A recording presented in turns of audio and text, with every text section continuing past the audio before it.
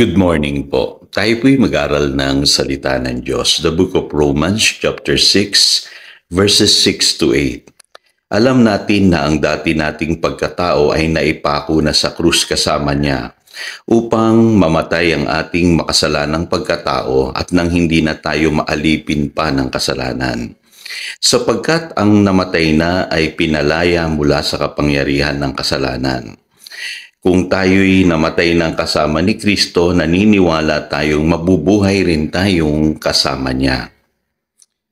Bakit talunan ang maraming Kristiyano? Controversial question, ano po? Sagutin ko po yan. Isa po sa dahilan na nakikita ko ay yung pong marami po ang hindi nakakaunawa at hindi nananampalataya sa epekto po ng kamatayan ng Panginoong Hesus dun sa krus at sa kanyang pagkabuhay na mangmuli. Ano po? Para po sa marami, yung death and resurrection of our Lord ay isang event lang sa history. Sa iba naman ay parang isang tradisyon lang na inaalaala sa loob ng isang taon. Ang mahalaga po kasi ay maunawaan natin ito Ito po yung sinasabi dito ni Apostle Paul sa Romans chapter 6 verses 6 to 8. Kasi dito po nakasalalay ang ating pong Christian life. Marami po mababaw ang pagkaunawa sa krus at sa pagkabuhay na mangmuli ng ating Panginoong Hesukristo. Kaya walang epekto ito sa kanilang buhay.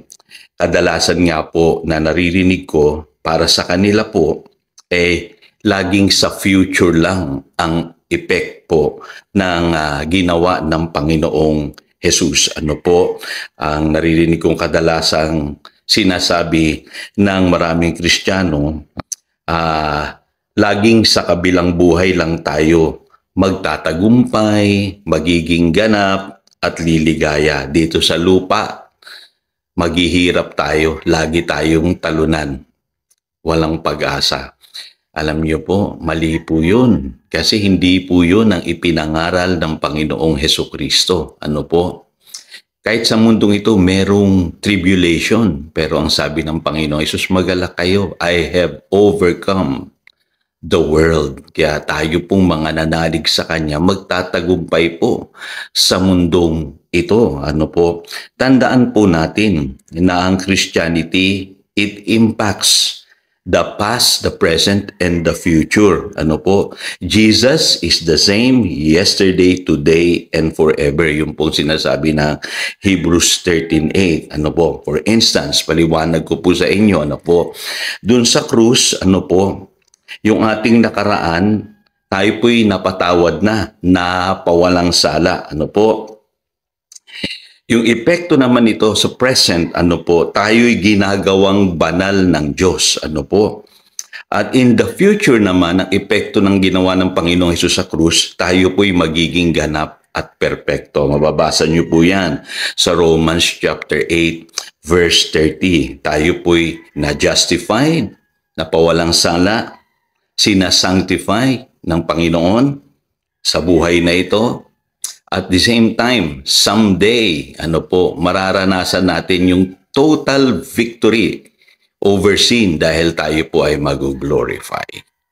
Kaya alam niyo po, marami sa atin, limitado yung unawa natin. Sasabihin natin, ay magaganap lang lahat yan, Pastor, pagdating ng araw na pumarito ng muli ang ating Panginoong Hesus. Hindi po. Bakit po naririto pa tayo sa lupa? Anong gagawin natin dito?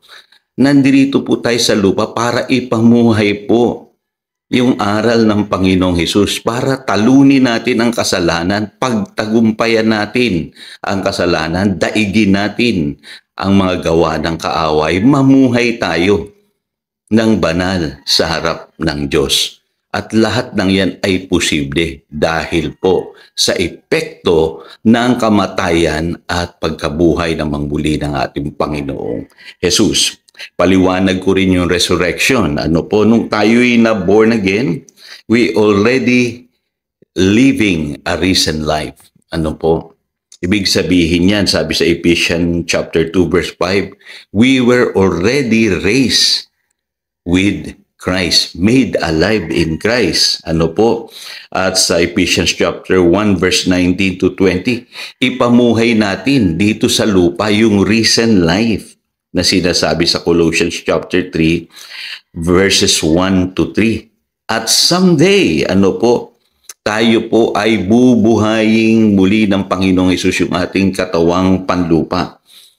Ang sabi diyan, kahit mamatay tayo, tayo po ay magkakaroon ng resurrected life. Sabi sa 1 Corinthians chapter 15, 14, 19 hanggang 20. Magkakaroon tayo ng resurrected body.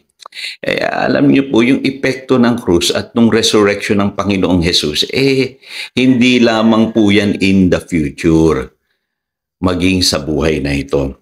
Ngayon, anong sinasabi po ng Galatians 2:20?